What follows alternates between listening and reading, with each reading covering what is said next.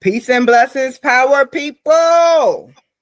We're back. Part 2, just for the joy of it. For the flow of it. I have this incredible brother. I'm going to point this way so y'all can see. Satori Sales, Work Bay is here.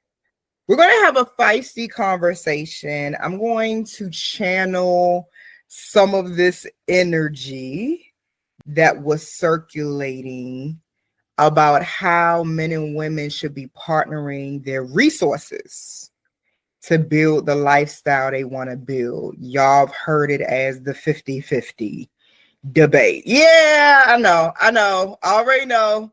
Y'all sick of this. Y'all done seen all the podcast episodes, all the yada clips, all that. Like, I already know that y'all done seen a lot of stuff out here on the internet.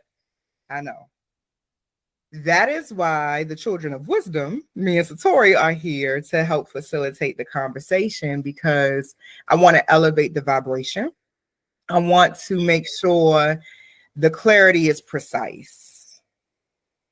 Okay. I want to make sure that people feel confident in the path you choose and you're not feeling overwhelmed by just having to define these things. Giving the definition of these things is the act of empowerment. And so we're going to have this conversation. And full disclaimer, Work Bay and I have never had this conversation. So we're going to have it in front of you all in real time, right? So you're going to see our raw, unfiltered dialogue about this. In part 1, we talked about how we just get comfortable interacting with each other. Part 2, I want to lean into a little bit when you've decided, I want to start building something with a person. What is that vetting criteria to see if y'all are both ready for what you want to build? So I'm going to throw something at you, Satori, and you just respond out loud. I'm going to throw it at you, see if you catch it or throw it back. Okay. Throw it at me. I think that it is unnatural for a man to want a family that he cannot provide for.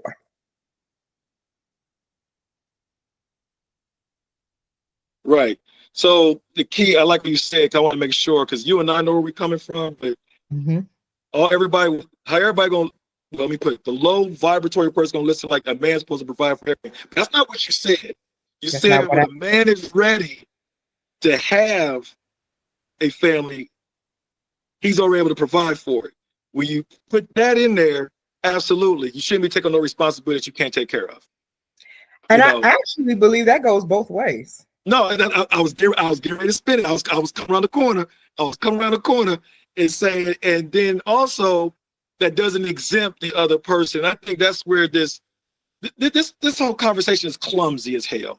Yeah, I love that word, clumsy. Yes, it's clumsy as fuck. And I'm like, and I'm just laughing because a lot of this conversation is being generated from motherfuckers that you can look at them and tell they ain't even held it down. They haven't even spent 5 to 7 years in an intentional relationship, holding down all the responsibility.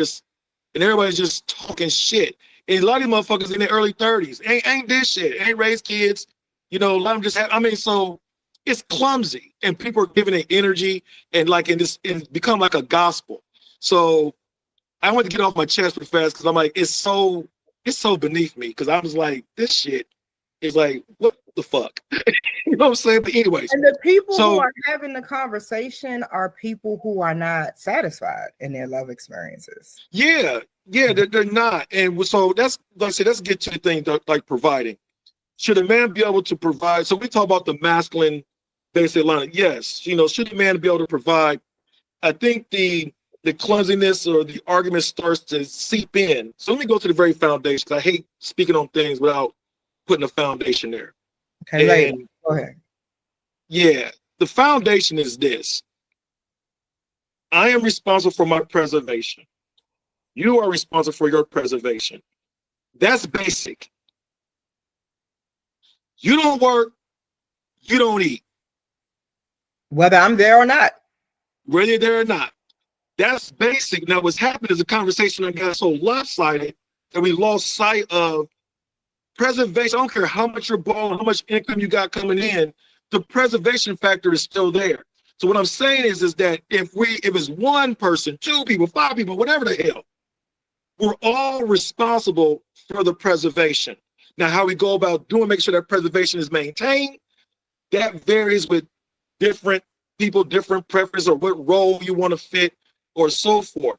And so I think when the conversation gets to the point, we'll make a blanket statement, oh, a man's supposed to do this, or a woman's supposed to do this, the basis of that is, how is it supporting the preservation, right? And like I said, if you're going to go into contract, because everybody's talking about marriage, if you're going to go into contract, you know what I'm saying? There needs to be, like you said, a personal awareness. Can I handle it, right, going in? And if it doesn't go right, can I still handle it? That part. Right? Because if you can't, then I back up. You know what I'm saying? That's not working. I'm gonna say this out the gun because everybody's thinking financial when we say income. I'm a little different outside the box. We're gonna talk about 50-50. Okay, that's cool. Each person that's gonna be inside a relationship, at least you have two incomes, and each income should be able to meet the basic living expenses if you're gonna come together. So what that means is I have two different incomes, and one of those incomes definitely can meet the living expenses, and then yours should be able to do that or whatever. And my second income should be to do the exact same thing. So that comes down to it. We have this level of financial flexibility. Everyone together has a level of financial flexibility in which you contribute to the thing, and turns out you can empower the preservation. If the preservation is taken care of, you're not fucking arguing about this dumb stuff. You're moving on to how we're going to invest, how we're going to build. If you got kids, I mean, my kids are grown, so I start taking my mind back. Sorry, I did it. But you said I paid those dues. You know what I'm saying? But so let me take myself back. As you're going through those thresholds of child rearing, it takes resources.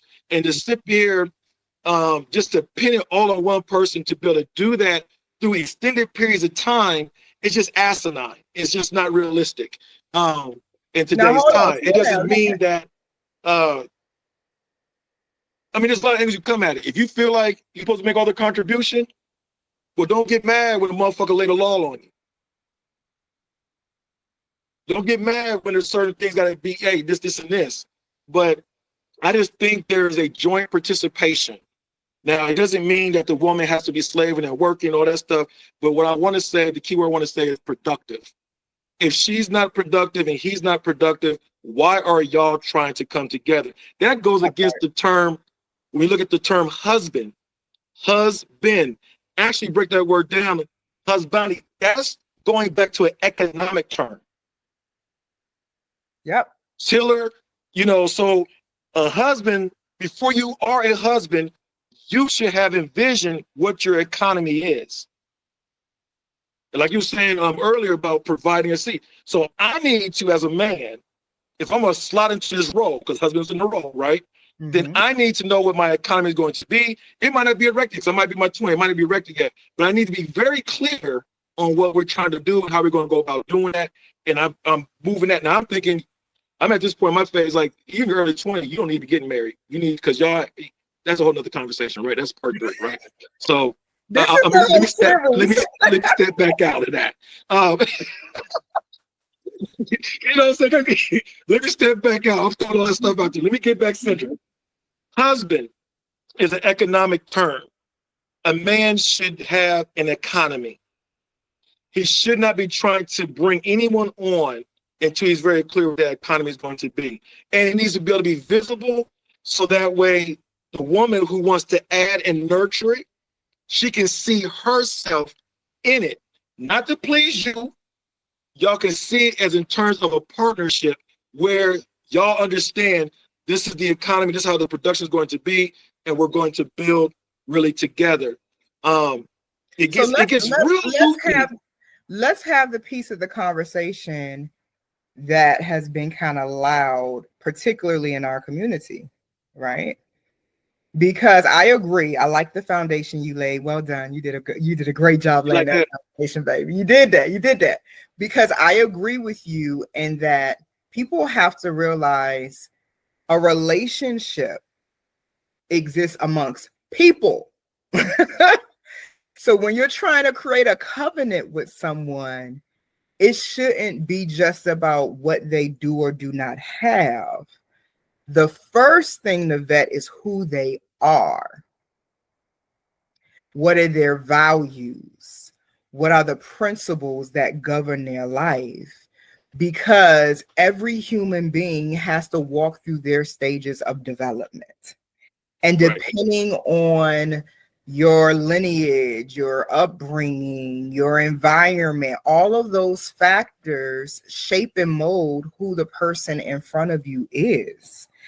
And if you are not successful with recognizing who they are before you start making contracts. Right. Right. Then, contracts. Oh, surprise. This person talked sweet talk, but actually didn't have the capacity for the vision that you and that other person were selling to each other. And that's where my work with the women really comes into play, because I believe successful relationships exist between people who are what they are looking for. Yeah. For the brothers who are like, yeah, man, we sick of hearing the women say, I got to pay all these bills and stuff. I want to say to the brothers, I hear you. But as a woman, let me tell you why that conversation is so loud. We're dealing with a generation of people who are unfamiliar with how to interact with high functioning, high vibrational masculine energy. A lot of them didn't have their daddies present. A lot of them are used to seeing the woman do more than she should have to do on her own. So context matters, right? Yeah. It does matter. And so there's a steep learning curve on how to cooperate and create union on both sides. Men that I've had the opportunity to work with say, I asked them one question, Satori, and the answer has been consistent. Who is the man in your life that you want to be just like? Say it one more time. Who's the man in your life to what? I asked men, who is the man in your life that you want to be just like? And I've seen men struggle to answer that.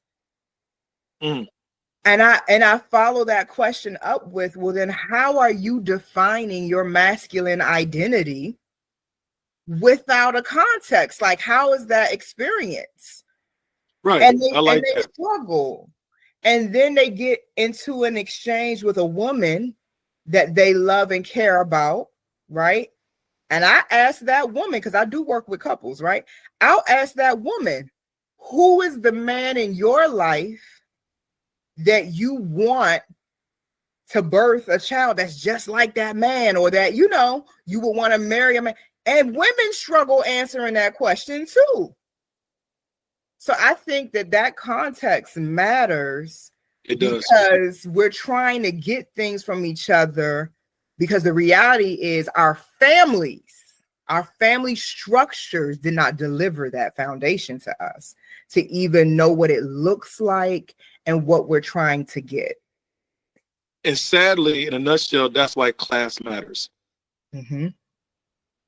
You know, that's where, oh, well, no, that's why the conversation of class comes into place, simply because of the very thing you just explained right there. Because you're oriented to a certain class, there's certain things that probably is a no-brainer to someone that's in another class, right? So what's so common to you is not really common to them. And I see a lot of that, especially with my background, just going to, you see a lot of that. And like I say, like for men. So it's not hard for me to roll off with men represented that I was influenced by. You know, because I come from the schoolhouse that a man always adds value to a woman. I come from the schoolhouse where, you know, man, when he passed away, my grandmother was good. I come from where my father is like, yo, everything's all provision, everything's already. So I don't wrestle with that visual, right? But again, that might not be like you said, give context. Is like, oh, so for me, it's like, nah. So ain't no argument about what the hell I need to do. And right? that's where women, I think, have gotten frustrated because they genuinely love men who they have to argue about what their masculine identity is because they didn't have the experience you had. Right. And so these brothers are trying to use their dream of family life and love, or what's been coined struggle love, to define who they are. But the women are like, yeah, but this is soliciting my resources and my energy and my womb. Yeah, and it's true. And so I say, so, okay, because the reality is a lot of people are in that fragmented state, right? In terms of, I'm very big on when I'm doing life consulting and image. Like, a lot of people want to try to coach. They're like, oh, well, coach me. And I'm like, we're not coaching beyond your picture. Say that. And I tell other coaches that I've mentored, I said, do not coach people beyond their picture. Until you can sit there, until we get to the picture, it doesn't really matter what the hell I'm advising your guy what practice we put in place for your previous situation, because you have it, because that picture is going to trump everything that's really going on. So, like you said, from the woman frustration, I definitely can see that. You know what I'm saying? It's like, okay, but if you don't have the picture, the real question is, what are you doing to get the picture? Right? You get what I'm saying? Okay, you didn't get this, and you might be very capable. You might be on, because some life experience of what you didn't have is actually the schoolmaster to teach you how to have. So I'm one of those people that don't dismiss because you didn't have it, don't mean you cancel out the game. Actually, you're probably more qualified because you understand what it is not to have. You understand certain pitfalls before everyone else understands, because, oh, no. That plus that is going to create this. I ain't with that. So if you came up reflective or absorbing what's going on in the environment and filtering it, so that way you are able to be at a high capacity to deliver on what you're quote unquote aspiring to do, then y'all can work it, right? I mean, it's not, let's just not that complicated. No, it's peopling. It's real simple, but it's people. We're just figuring out life, and we just decided to figure it out together. Yeah. And that's kind of what we were talking about in part one. Like, if you don't even know how to interact with the opposite sex without objectifying them, and you're trying to use the exchange between the two of you to be the medicine for your woundedness, then what you have is a trauma bonded relationship. Period. And so it's going to always take a certain amount of drama to feel intimate with one another and connected. Yes. And this shows up in the 50-50 conversation because all the time. Women who were not properly fathered, who want their daddy in a mate, right? And then you have men who weren't properly mothered, right? Who want their mama and a mate. I was just having a conversation with a brother yesterday who was really frustrated because even though he's not where he wants to be financially, he's in a better financial position than the woman he's with. And he was sharing with me that being with her has drained all of his financial resources because of the trauma she refuses to face within herself. And I asked him, how did you decide to start this journey with her? What was your process? How did you vet the compatibility? And what it was is they both connected in their lowest frequencies, in their lowest state of desperation, of I don't want to be alone. They didn't connect in their self-mastery frequency. They connected in their deficits. And now here we are, 2 children later. Do you understand what I'm saying, dear? Like, whoa, the conversation really ain't about whether or not we're going to, because whether y'all go 50-50 or not, it's your 50 ain't even enough. Like, let's talk about, why are you even trying to be in a relationship when you know you're at your lowest space, your lowest frequency? You should be developing yourself. You should be cultivating self-preservation, not creating a relationship because I'm trying to survive life and I feel like having access to your resources will give me a better chance at survival, even though that can be one of the positive outcomes. No, it can be. Yeah. I don't want to create from lack. I don't believe God and lack exist in the same space. So I come to every exchange abundant.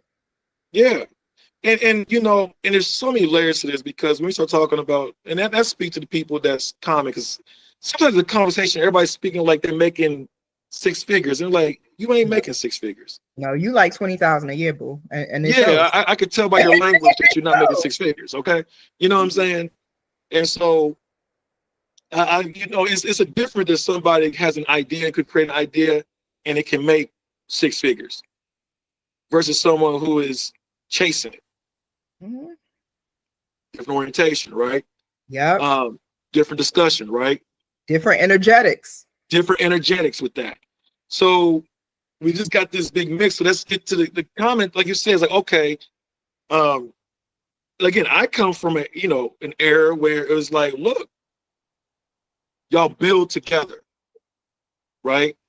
And as you're building together, it's going to benefit the whole.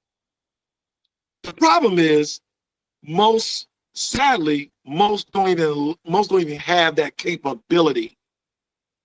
Hell, we can't even stay focused on our self vision for a year.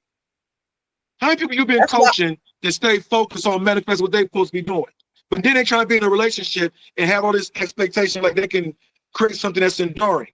So a lot of people just lack the virtues necessary, virtues, energetics. They lack the virtues. They lack the inherent powers, the moral powers, to make them to be able to build something over a series of time. And that's on men and women.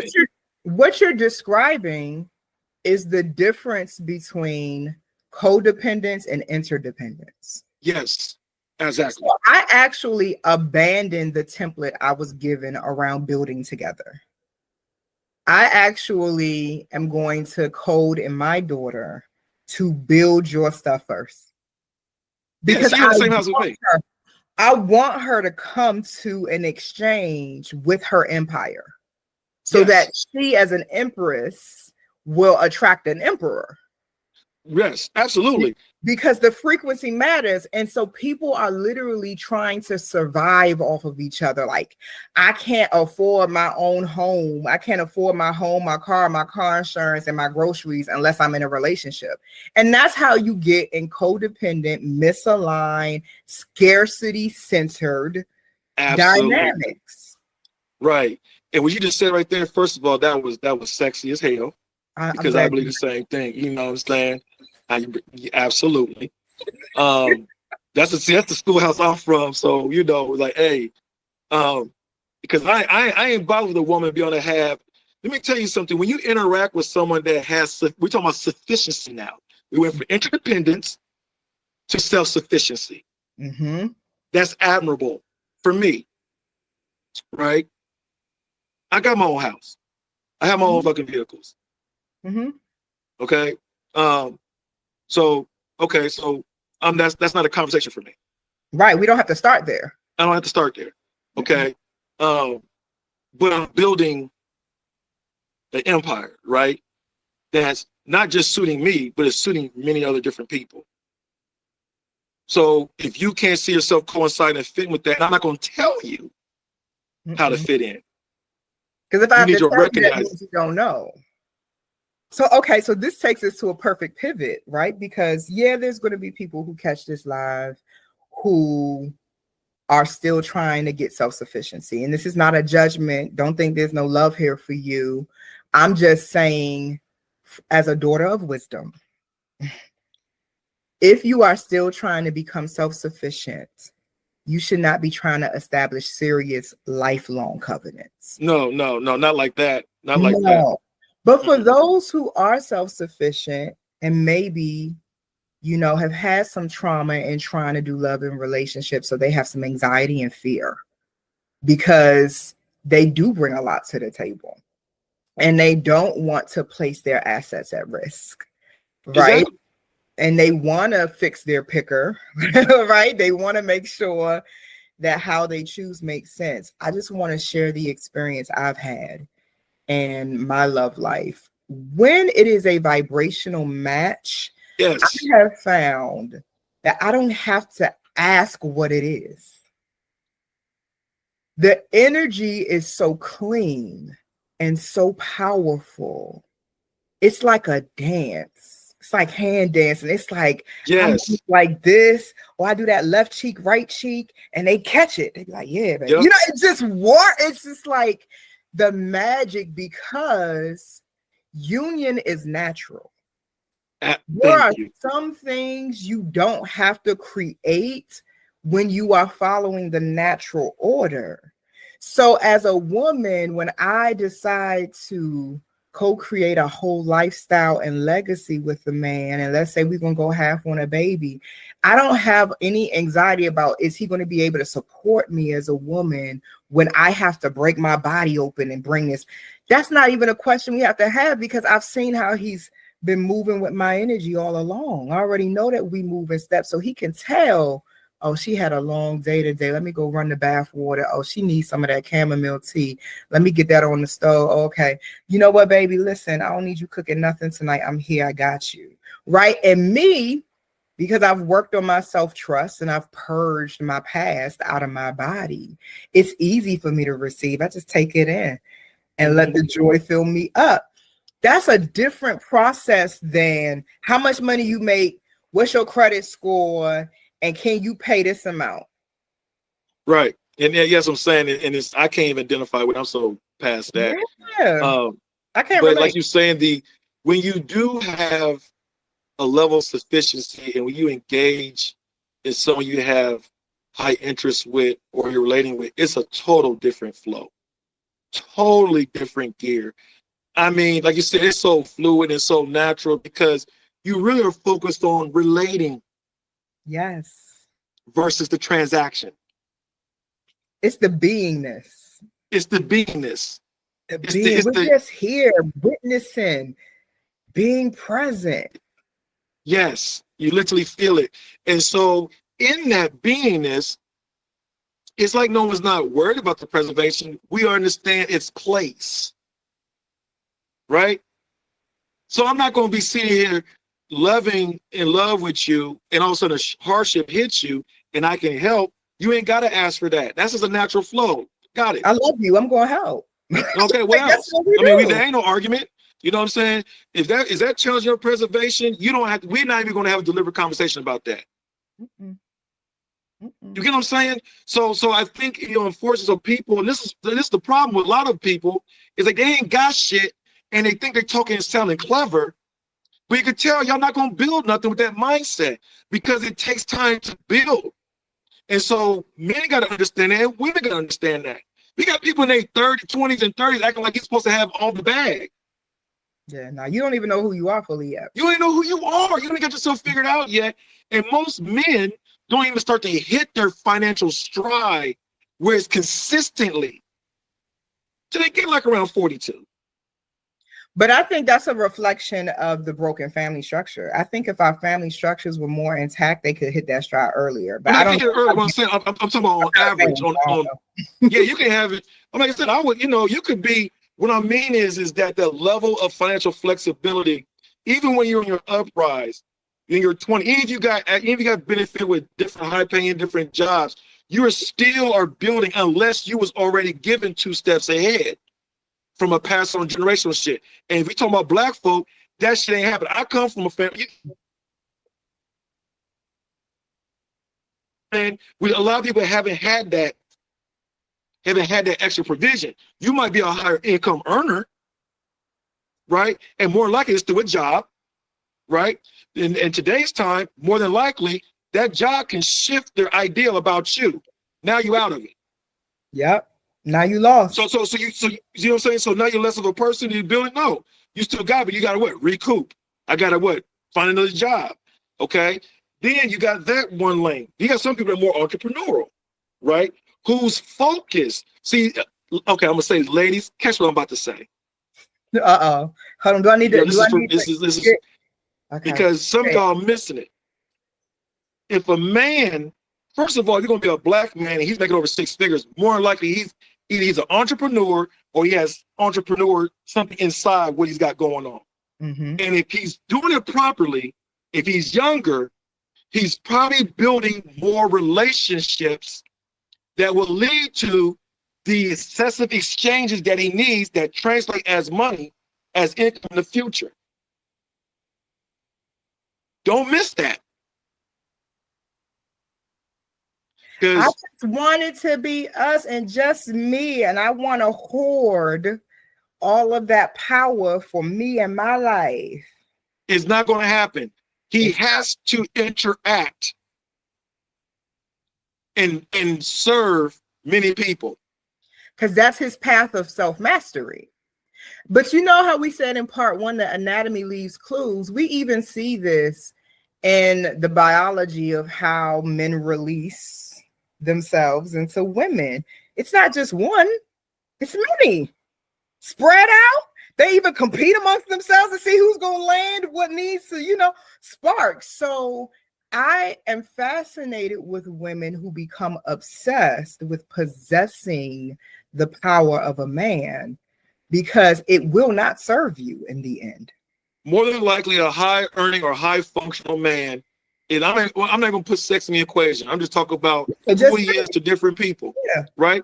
He is spread, like you're saying, he is spread among several people. Yes. He's several, and so you clip that, you now clip, what I talked about earlier, you now clip the production. Because now. Why would you do that to your household? You get what I'm saying? So because women also have not been properly trained by their right, because if she has to nurture, you say, so we're going to talk about woman nurturing. You got to give life to empower to be able to do the reach. That's expand the reach. Because if you're trying to be economically secure, you want to make sure you have multiple reach to people that's having transactions with you versus just having one transaction based on you selling your time. And that could disrupt you every 2 or 3 years and reset. And then we got to pull resources from here that we saved. We got to start all over again. And I'm not saying everybody needs to be an entrepreneur, but you get what I'm saying. The picture is that there's an expansiveness. You cannot expand if you're isolated. That's what I'm getting at. Yes. You need tribe. And same thing for men. I mean, whatever. So now we get scared. I know you and I are not, everybody listen, oh my God, that means they can't get past the sexual piece. Look, I mean, whatever. So it's like, because it's so much beyond that. Once you have the relationship, so much it's expanding. It should expand you. Not just one person, all of us that's really involved. And it's not going to happen just by osmosis. It's going to happen by us generating the energy, because energy comes before reality, and being able to nurture the woman. I want to be a nurse. Okay, then nurture the shit. Add life to it. Do you know what to add life to? And you know do the you're an attractor, right? Articulate that, because a lot of the women that I work with, I hear them say his vision is not clear. Like, I don't understand what he wants me to add to. And I also tell the women, if it is clear and it's a vision you're not with, opt out. Because that's that simple. You opt out. Yeah, you're going to stifle your creative power by participating in something you're not really sold on. No, because we gotta see what happens is that makes you a mate. What you're talking about, there's a difference between a mate and a partner. And so if you don't have that clear picture and you still trying to coincide with this man, y'all situation is y'all mating. You ain't partnering because you ain't got the picture. You don't know, you're not plugging in to, so y'all mating. And that's the problem. A lot of us have chosen mates in our early 20s, right? And some of it disintegrated in our 30s. And some of us try to bite the book again, try to do it again. And it messed up. So you're in your 40s. So now you've been married twice. And you didn't get the basic lesson that you was choosing mates. and not partners. And then the tactics, though. Can we just talk about the tactics that men and women use to try to control and manipulate the growth of each other?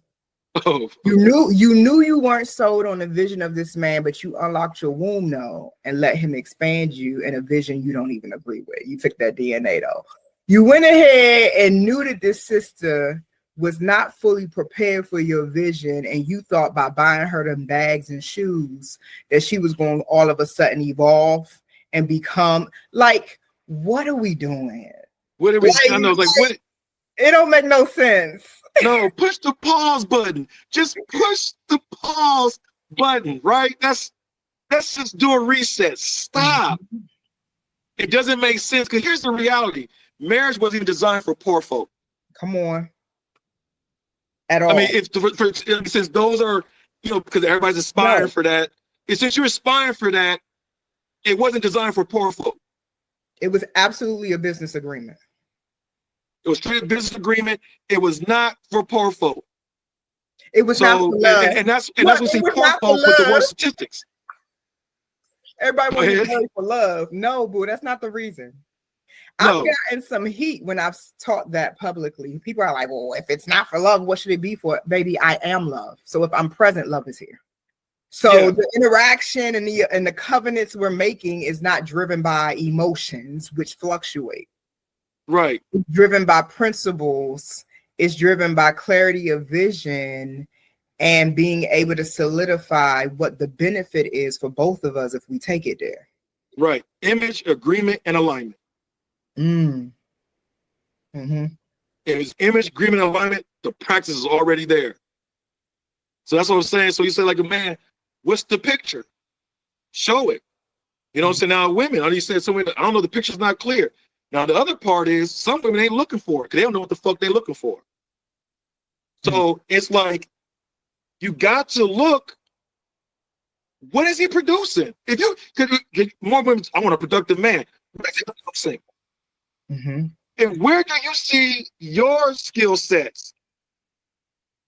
Mm-hmm. Or your ability, or your addition, or you can help sustain. I mean, whatever it is, you just see that. But don't go in looking through the eyes of receiver mode. Because I talk to a lot of women too. And a lot of them find themselves. Hold up now. What you mean? Baby, break that down. Because we are I'm breaking that down. You can, put it like this. I'm gonna put it like this. Show me somebody who's rich that's in a state of receivership.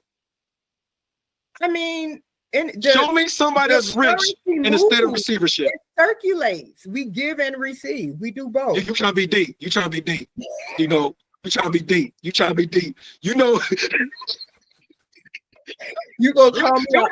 The other part. You gonna call me out on the live like that?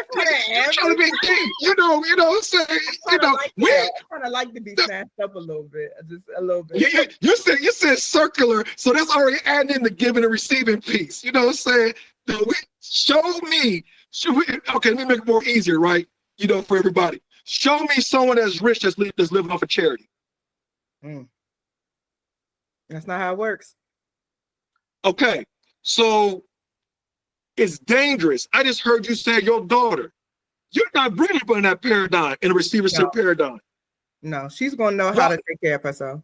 Exactly. And we're not saying, so what I'm saying, and this, a lot of women are going, I mean, we hear the rhetoric. It's like, yo, you're off, boo. You're off. But we say that because we've had so many experiences with being used by men with no vision. I get it. No, trust me. I get it. I'm just saying it for the brothers who feel that way because they think it's about them. And honestly, it's like I've just had so many encounters with underdeveloped men. So I feel like I got to put this disclaimer out that you can't come over here and use me. Mm-hmm. No, I get it. And, like I always say, at some age, if you can't it's easy to recognize a dude's a low functioning dude. Mm-hmm. So I like you talk about your picker, right? So it's like you can recognize a low functioning dude by the time you hit your mid-30s, it's a problem with you, boo. There's something's broken in your ability to pick. Yeah. So let's get to that. Let's get to that framework. Same thing with guys. You see guys, same thing. Choosing issues and stuff like that as well. And I play like a basic framework for the guys. It's like, look, man, just go by these different things right here, look at this. Mm-hmm. You know, but for men, it begins with your purpose. Because there's no way as a man that you can even make a high percent of an accurate decision Mm-hmm. when you're making a choice that's not rooted in your purpose. Mm. Maybe by default, right, you might luck up, you didn't have it right, and it just works out. You know what I'm saying? Yeah. But overall, that's not panning out right, right? And so you need to make sure, you know, you're choosing from that space. You're recognized for that space. And also for women. I tell women all the time, because I think, you know, a lot, somehow it's got slipped on a rug. You're responsible for your preservation, and you need to have a vision yourself as a woman. How can you even partner with somebody and you don't see how it fits? And that's what's happening. You know, that's why, what's the biggest complaint? Some women feel guilty when their vision is family, right? We're dealing with a generation of women that don't have the fertility of our grandmothers and great grandmothers, right? So that's another context I just want to add in there. When men are feeling like, why is this woman so pressured around marriage and having babies? You got to understand, like, we went from being a people that popped the babies out with no problems to women taking 10, 20 years trying to become mothers.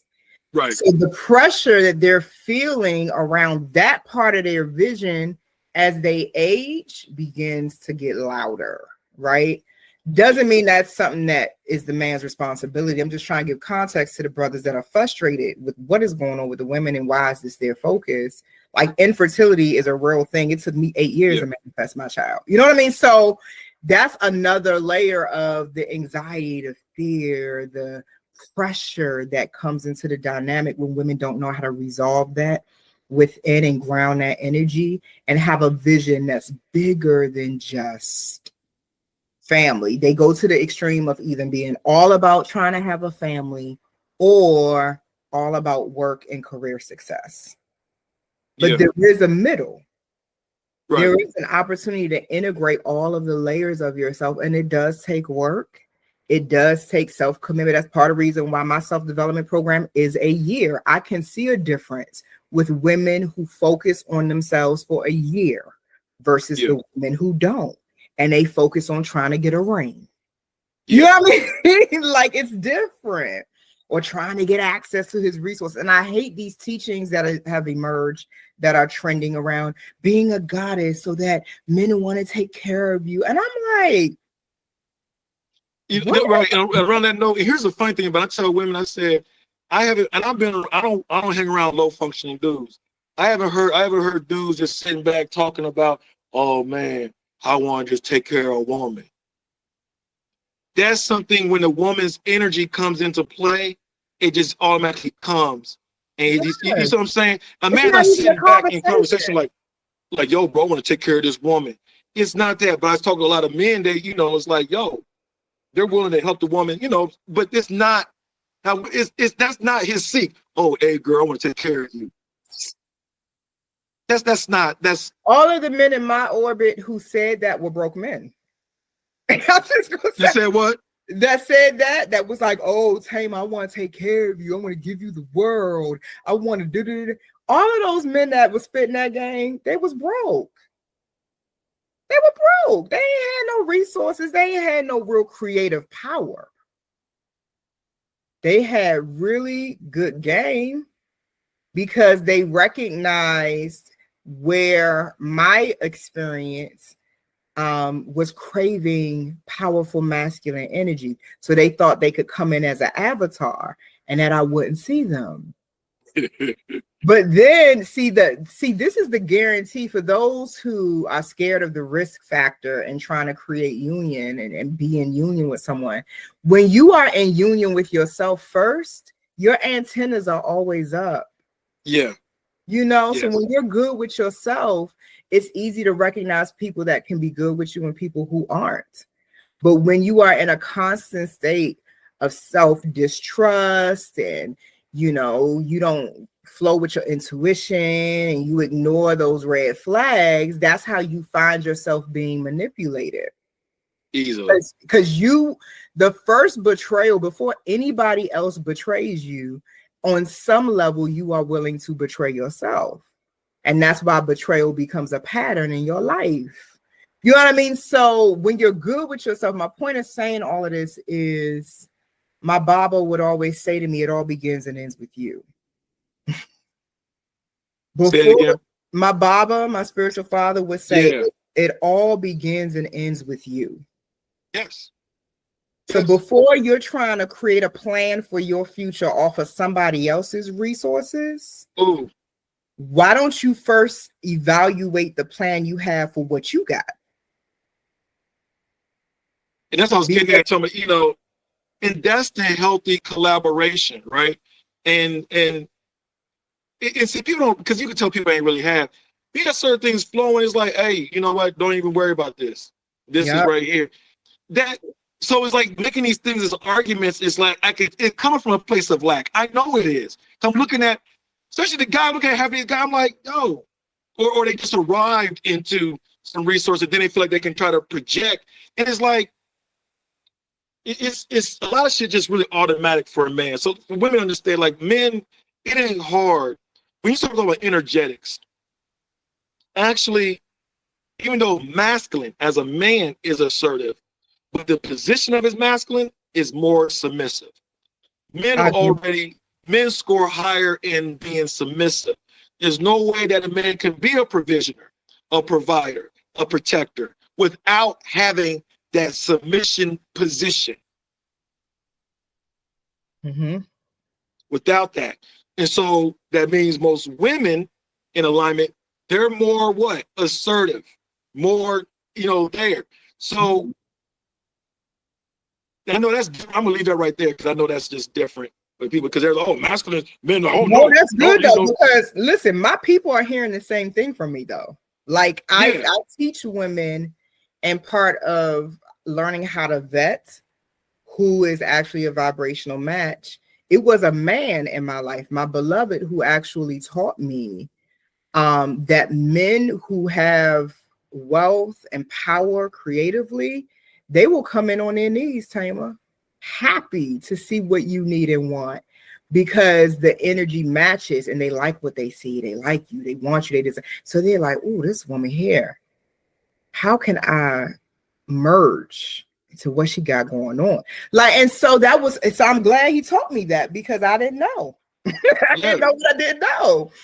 And he was absolutely right. The men who are the most solid, who handle the responsibility of choosing to love me and merge with me, they are the most generous men I've ever met.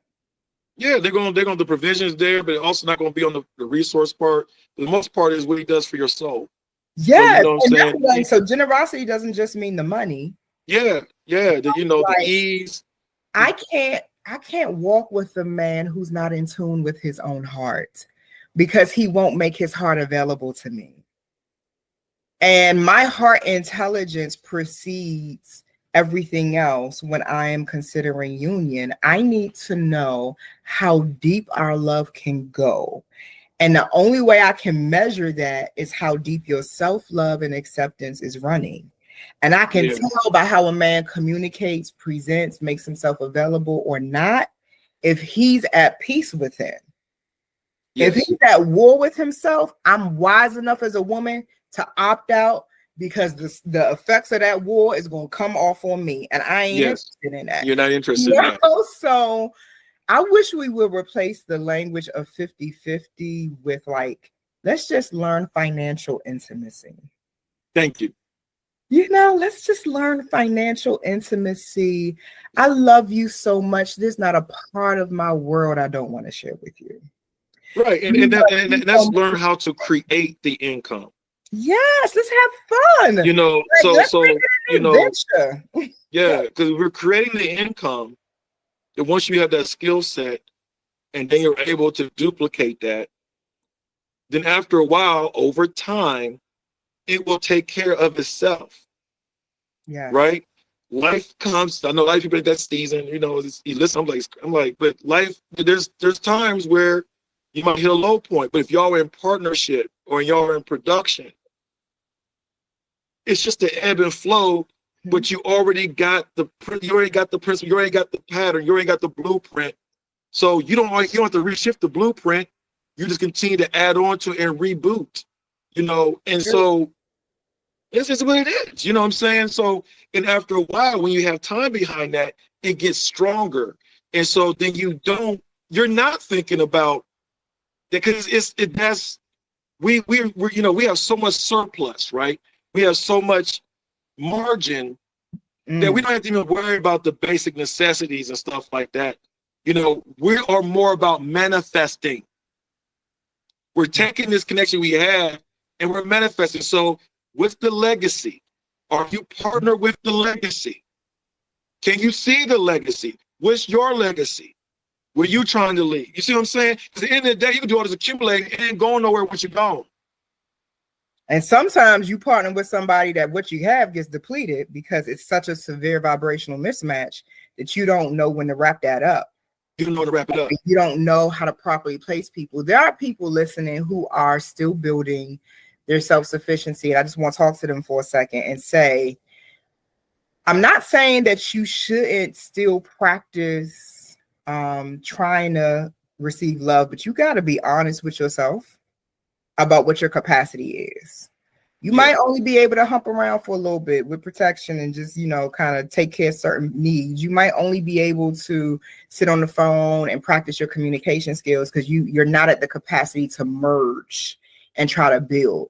Doesn't mean you got to go sit in a corner and isolate yourself and build up walls around yourself.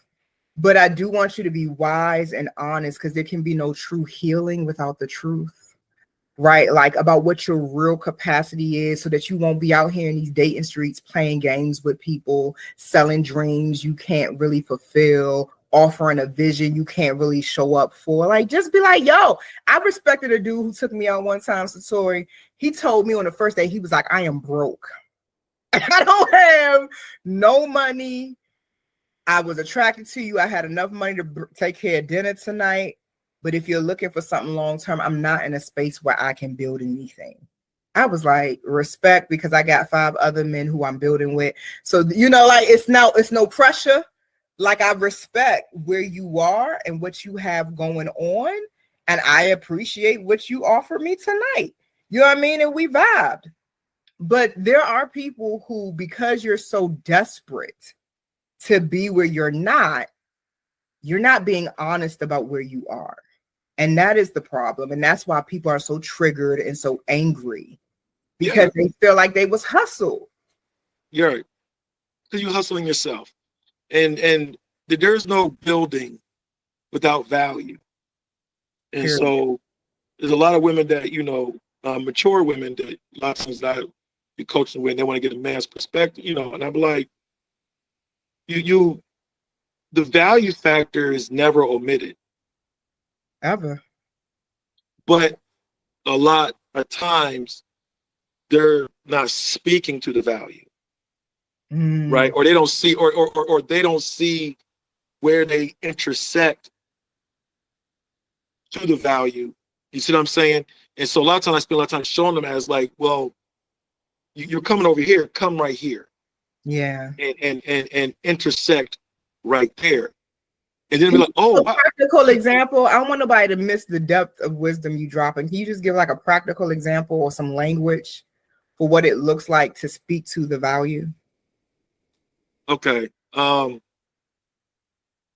everybody talk about money, right? So we'll, you know what I'm saying? We'll use it.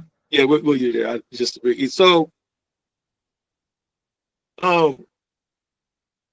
the guy, you might be like the brother you talk about, like, look, perfect example. You sat with that dude, and he was like, yo, I'm really into you, you know what I'm saying?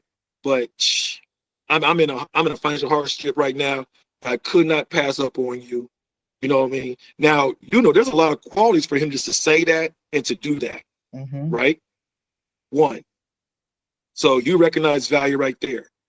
So because you recognize that, you didn't close them off like you ain't got no money. You was like, oh no, hold on. You open your, say they ain't catch you. You just open yourself up like, oh, what's cool? And this man might have shared with you, look, this is what happened, but this is kind of where I'm going. Right? And I got this in place.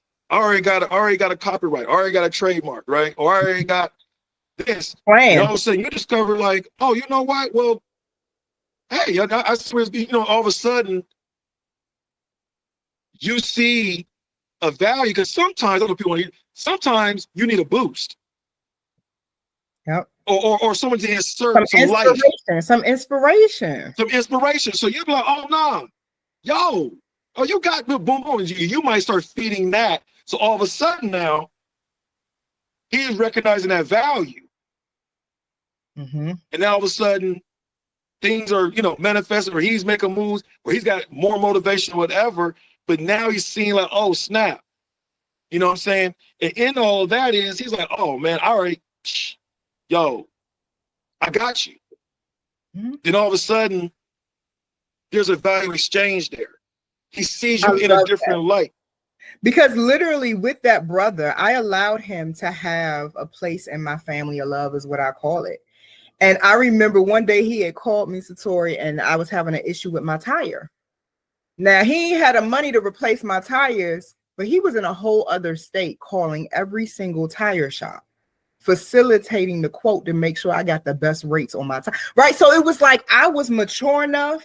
And because I am emotionally and spiritually self-sufficient, I don't need interactions that prove to me my worth or value. I know my worth and value, and I'm willing to exchange it when it makes sense and it's nourishing for me. So I teach women these things because honestly, the templates we've been given culturally just ain't working. It ain't working. It is not what we're looking for. I love that. Thank you for breaking that down, because I didn't want them to miss that, because I do think women have difficulty articulating the value outside of what we think a man can do for us. That's become very prevalent. And I've heard a lot of men say, and I've seen the wounding where they don't even know who they are outside of working and making money. Men have, you know, they lose themselves because the cultural tone is a man is his money. And I tell men that I care about that I can see you beyond that. Now, depending on your capacity, there are certain parts of the empire you don't get access to. Okay, absolutely. To get to the queen's inner court, you gotta have a throne you sitting on. Like, you know what I mean? Like, but that doesn't mean there's no room for you to give and receive love. Right. And here's another example of the value, you know, for ladies to recognize, you know, because a lot of times, you know, we're talking about progressive men, intentional men, sacred men. Mm-hmm. A lot of times, men will present the seed. The problem is, can you recognize the seed? He might put you on. He might recognize, because one level is to validate. So that's one of the masculine personas. They do like, oh, I see what she got going on, and then he might be able to give you all the different insight and advising around who you are, what you're actually able to do, and give you a blueprint. Yeah. But if you don't take it for yourself and add life to it and manifest it, I know a lot of times a woman will miss it because a man be like, oh, she cannot nurture. She cannot take value and grow and take it on. Because what are you trying to do? I don't want you to have to be totally dependent upon me. I love you enough to be interdependent and independent. So if anything happens, you still can get the bag. You still can be functional. There's no consequence if we don't work out, that you still can't pull value out of our engagement. And this one, like I said, so no man leaves a woman in a worse condition that she's in. Now, if she can't improve that condition, that's her fault.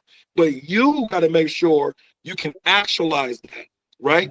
And so a lot of times, I know, and a lot of women miss it, or someone might be around the company, and the man be like, you better pay attention. That's what I was saying, that receivership mindset. So if you're in that receivership mindset, you are going to miss all of that. Right? You're going to miss all of that. I'm not saying you ain't supposed to receive. I'm saying you're stuck in receivership. That's the only thing you think you're supposed to do. Yeah. Yes. You know what I'm saying? And that's what's going on with this conversation, or this 50-50, is basically the energy behind it is like, I'm supposed to be in a state of receivership. And I'm not producing or adding or think about the equation. If you keep receiving, that's going to be lopsided. Right? You're bankrupting something. Everything in nature functions in balance. Is in balance. So we got this extreme going on. And so if something's kind, you should feel bad. I even tell men, a man, let me say this, let me flip it. A man that wants a woman to be docile to him, there's something wrong with the value system. Yeah. There's something wrong. And I say to women, why would you want to be with a man you don't want to give anything to? Like, what is that's that? my point. Like, what is that? Because when I love somebody, I'm putting on the apron, I'm cooking, I'm doing like I can't even help it. It's just natural because it's like you bring me joy. I want to reciprocate joy. So like we do this dance and we flow, we ebb and flow. And then I'm mature enough that if I feel like I've been given a little bit more than I've been receiving, I do these relationship check-in conversations. I say, hey, babe. And I usually like to like put him on his back and be rubbing it and stuff because I like to leverage seductive power. That's a clue for the women listening, right? So, you know, I will go ahead. I'll be putting on the oils. He's like, what's going on today? Oh, I got a petition. That's what's going on. There's something that I need, babe, and I know how to get it, right? I use joy instead of rage. Anger used to be my convenient emotion. And I used to think I could whip a man into giving me what I want, or I could punish him enough that he would all of a sudden recognize my value and want to stand up for me. But I promise you, I live and have learned that love conquers everything. It conquers everything. The love is powerful. I tell you what, I tell women all the time, the grace, there's women that I'm close to a lot of women, you know, and there's certain women I tend to say, you will always be cool. Mm-hmm. I let them say, you will always be cool. I said, because of who you are. Yeah. Not because you fly, you cocoa sexy, you know what I'm saying? All that. I mean, that adds extra on to it, you know, of course. But yeah, that's how it does. You know, but sorry, but distracted. Yeah, I got a little distracted. You know, I had all these different. but because of who you are, the essence of you, the grace of you, it actually. Women, I want people to understand. It will pull the thing inside of a man. I want to look out for you with no strings attached. Yeah. You know, so sometimes there's a power in femininity. Yes. There's power in masculinity. We talk about that piece. You don't have you don't have to be angry. You don't have to manipulate for that. Just be in you. Yeah. And you'll be shocked. You know, because there's something when it happened, I was shocked. I remember one day a man said, "You the type of woman I just want to lay on a sword for." I said, "Damn." Yeah. He said, you just are her, like your essence, right? And I want everybody, whether you male, female, whatever, like be yourself and be so happy with who you are that it activates all the things you want in your life. It will. I always say there's no togetherness without separateness. In other words, the individuality. And a lot of people are missing that because most time in relationships, what happens? I'm sacrificing my individuality. Bad decision. And I have a thing called the to relate, not relate model. And I go off the Pentagon, these 5 different pieces. That's one of the branches is individuality. Because a lot of times I sit down a lot of people, especially trying to get men to understand, it might be unconscious because of culture, like patriarchal culture and things like that. So there's things that's interwoven that you actually are clipping. You're not doing it on purpose, but you're clipping the individuality. And then there's women who's caught up in the culture who's expecting for it to be clipped. Yep. And so, so a man might be meeting her to be in her individual self, and she's actually resisting it. You know what I'm saying? I see a lot of that too. And so what begins to happen at the end of the day is like, you can't have that togetherness that y'all claiming y'all want without that individuality piece. You gotta have it because it never leaves. It just grows and evolves inside y'all's union, inside your togetherness, inside y'all's agreement, and you keep feeding it, and it's never compromising. Matter of fact, it's bolstering you. if it's properly aligned. That's why you never lose yourself. You never lose yourself in the relationship. It brings yourself more to life. Yes. It's so when you see people, this high, it brings the self, you know, everyone involved. It's like, oh, they're blossoming. It's supposed to. Yes. Quit focusing just on the money piece. That'll be there, honey, because they don't understand the law of money. I'm gonna say, I'm gonna add a little nugget in here. Stop chasing money. Focus on creating value, and the money will always be there. Always. Know how to create the value, know how to position it for the exchange. You learn how to do that, you know, in time, you'll change the cycle on how you're moving with trying to get the money.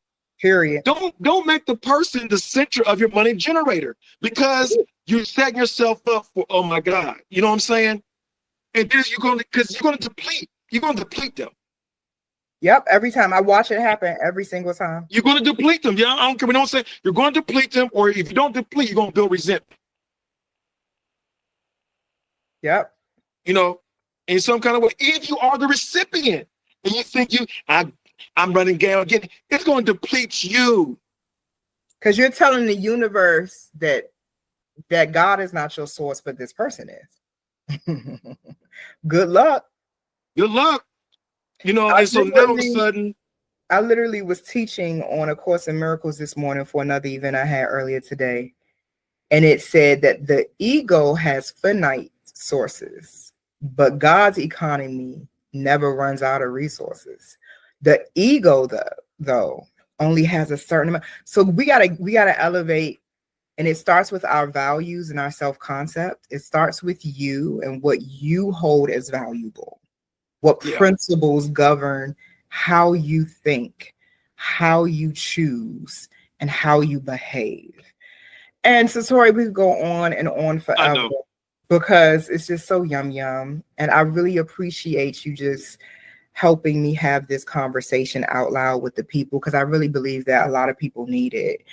I think we're going to do another part 3. Okay. Let's do part 3, and we're going to keep it in the joy. We don't believe in drama over here. Yeah, it's all joy. No, it's all joy. It's like, you know, we just got to kind of see past this, you know. There's beauty in the exchange. Every time. You know?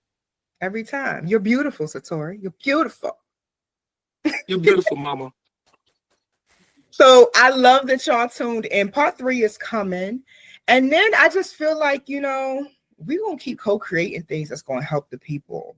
Satori and I both understand that the wealth, the prosperity, the joy is connected to generosity. And so we are very generous with our knowledge and our teachings, and it brings us real joy to bring this to the people and to do it together. So you want to stay connected. Make sure your notifications stay on.